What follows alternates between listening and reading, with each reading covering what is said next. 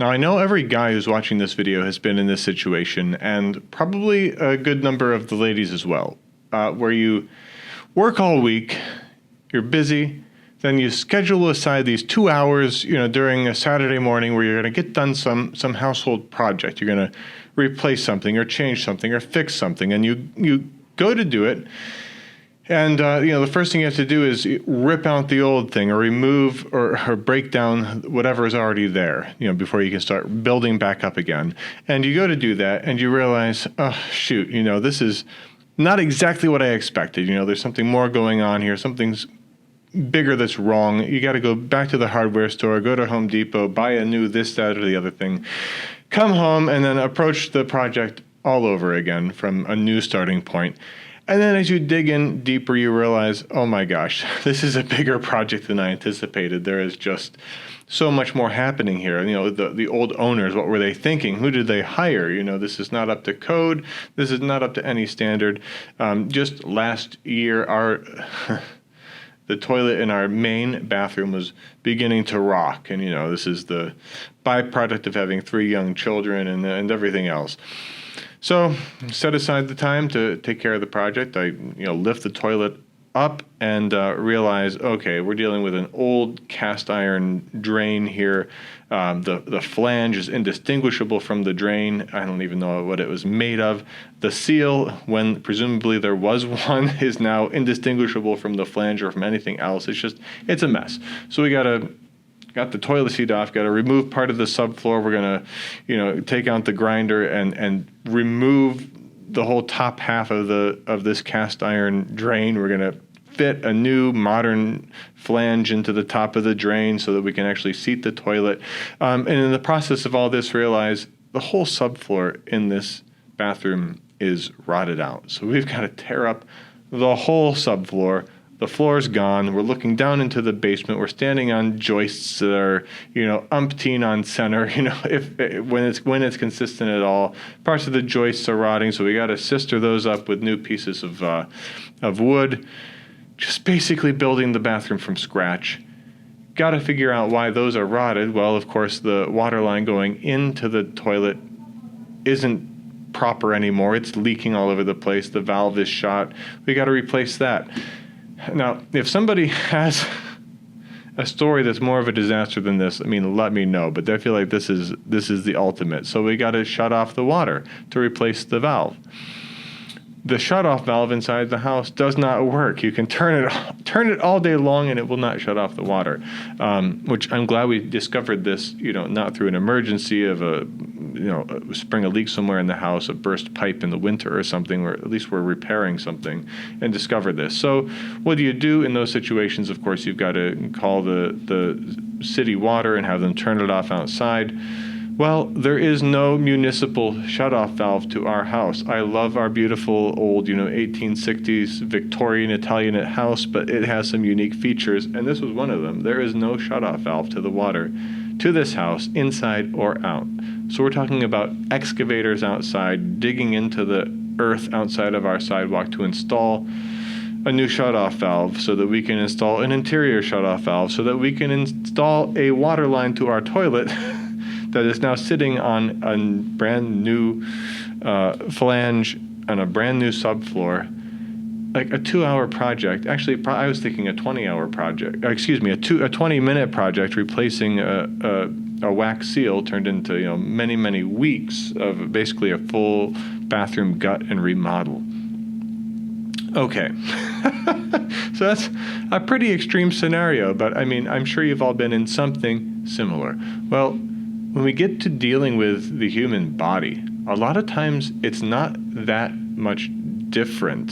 Things look good on the outside. Our bathroom looked fine. It was a perfectly nice, beautiful, charming little bathroom, but beneath the surface, it was, probably borderline dangerous, all right? It's the same with our bodies a lot of the times. I always think in particular of one gal, a patient of mine, we'll call her Jane, in her mid-50s, I would say, very petite, demure, very proper woman, very slight, but just riddled with all this pain in her neck and in her shoulders. really not doing well at all. And she's a fantastic world-class craftsman. I won't mention what she does because she's very well known in that community, actually. And in lots of pain, comes to our clinic. We start working on her, and the last thing you want to see happens. She actually ends up in more pain as she's going through our protocol. Her neck pain, her shoulder pain, her back pain, all of that's just increasing, getting worse. But she understands the principles that we're dealing with. She understands the principles of healing and the body, how it's organized and structured by God to be self-organizing and self-structuring and self-repairing when there's no interference to that process.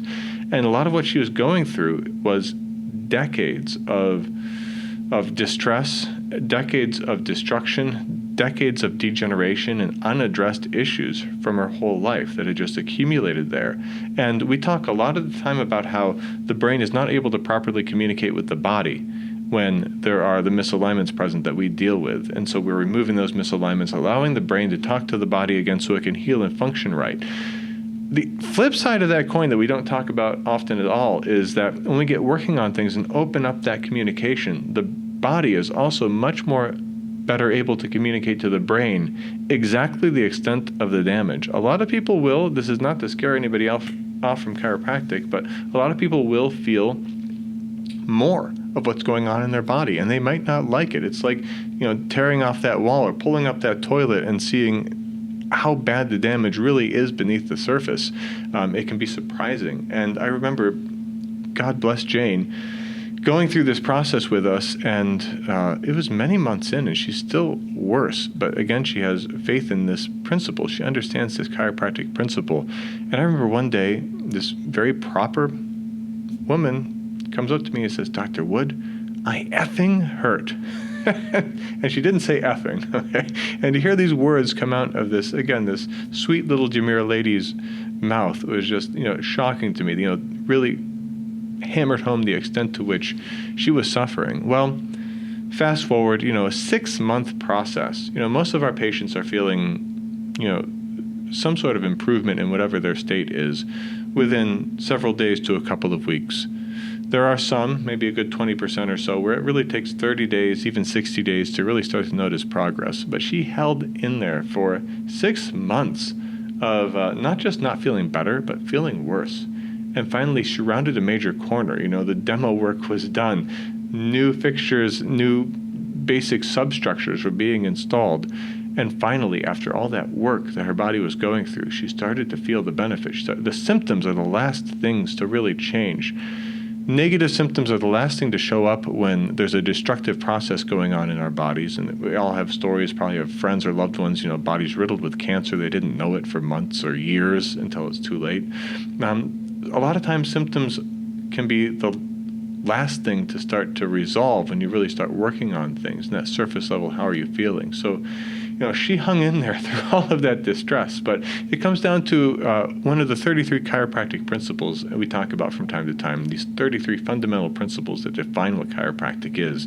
And principle number 6 is that there isn't a process which doesn't require time. In fact, that's what makes a process a process. That's part of the words of the definition, a process, an ongoing thing. It requires time. It's defined by time. And healing is one such process. It really requires time. And we're not used to that. We are so used to being given, here's a pill. We're not going to address your underlying problems. Here's a pill. It's going to change the way your body's functioning and feeling, and you're going to go about your life, blissfully unaware of how much damage there really is, because we're not going to address it.